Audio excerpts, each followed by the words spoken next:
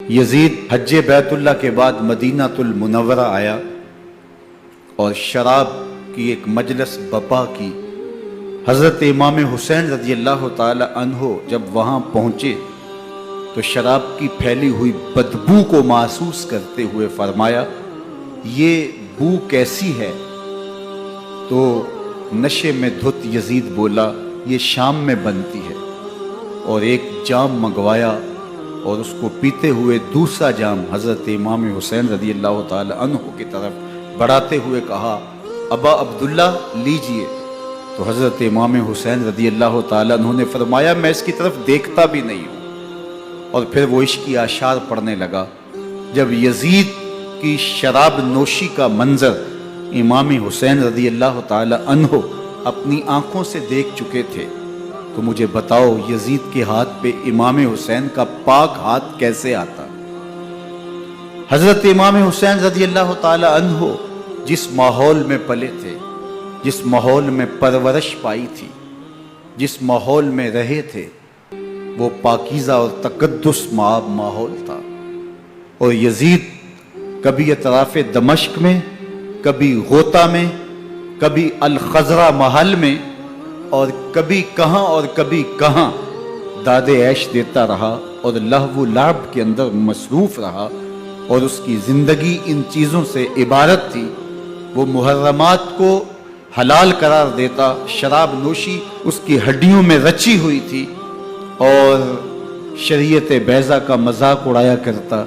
اور حسین ابن علی رضی اللہ تعالی عنہ کی دوستیاں جن لوگوں سے تھی وہ عبداللہ ابن عباس تھے، عبداللہ ابن عمر تھے، حضرت عبد الرحمن بن ابو بکر رضی اللہ تعالی عنہ تھے۔ یزید تو جوا کھیلتا رہا، یزید تو قمار بازی کرتا رہا، یزید تو شراب نوشی کرتا رہا، اور حسین ابن علی مسجد نبوی کے منبر میں حضور کے پہلوؤں میں بیٹھتے رہے۔ اللہ اکبر! حسین کے لیے پیغمبر کے سجدوں کو طول دیا جا رہا ہے۔ حضرت سیدہ فاطمہ الزہرا رضی اللہ تعالی عنہ کے گھر کے قریب سے گزرے تو حضرت امام حسین کے رونے کی آواز آ رہی تھی، تو آقا کریم علیہ السلام نے فرمایا کہ فاطمہ حسین کو چپ کرواؤ، الا تعلمی ان بقاءہ یوزینی، تو جانتی نہیں حسین کا رونا مجھے دکھ دیتا ہے۔ حسین ابن علی کو حضور رونے نہیں دیتے تھے، ان کو دکھی نہیں ہونے دیتے تھے، کیونکہ رسول اللہ صلی اللہ علیہ وسلم جانتے تھے کہ یہ کتنے دکھ سہے گا، کتنی تکلیفوں سے گزرے گا اور کتنے مصائب سہے گا۔ زمانے نے وہ گھڑیاں بھی دیکھی کہ حضرت حذیفہ بن یمان رضی اللہ تعالیٰ عنہ فرماتے ہیں کہ میں حضور کی خدمت میں نماز مغرب کی ادائیگی کے لیے حاضر ہوا، اور میں نے یہ اجازت خاص طور پہ اپنی ماں سے اس شرط پہ لی تھی کہ امی آپ مجھے اجازت دیں، میں حضور کی خدمت میں حاضر ہوتا ہوں، مغرب کی نماز بھی ادا کروں گا، اور پھر حضور سے عرض کروں گا حضور میرے لیے اور میری ماں کے لیے بخشش کی دعا کر دیجیے۔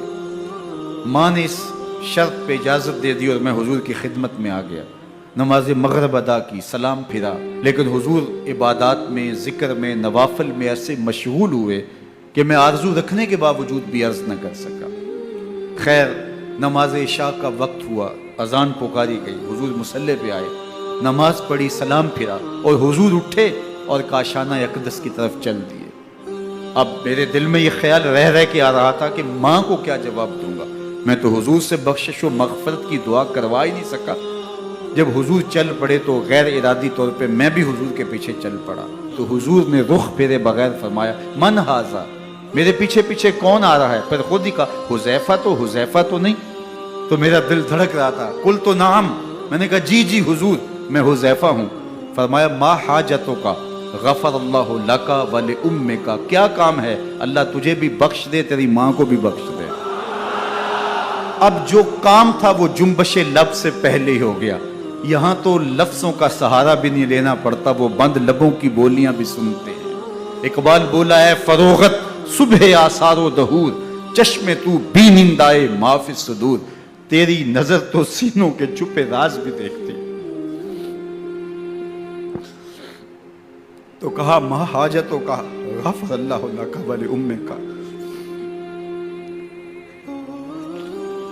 اللہ تجھے بخش دے، تیری ماں کی بھی مغفرت کر دے، کیا کام ہے؟ اب جو کام تھا وہ تو ہو گیا۔ تو میرے حضور نے ارشاد فرمایا حذیفہ سنو، ابھی ابھی ایک فرشتہ آیا ہے جو اس سے قبل دھرتی پر پہلے کبھی نہیں آیا، آج پہلی مرتبہ اللہ سے اجازت لے کے دو کام کرنے آیا ہے۔ ایک تو مجھے سلام کرنے آیا ہے اور دوسرا خوشخبری دینے آیا ہے کہ آپ کی بیٹی فاطمہ جنتی عورتوں کی سردار ہے اور حسن اور حسین جنتی جوانوں کے سردار۔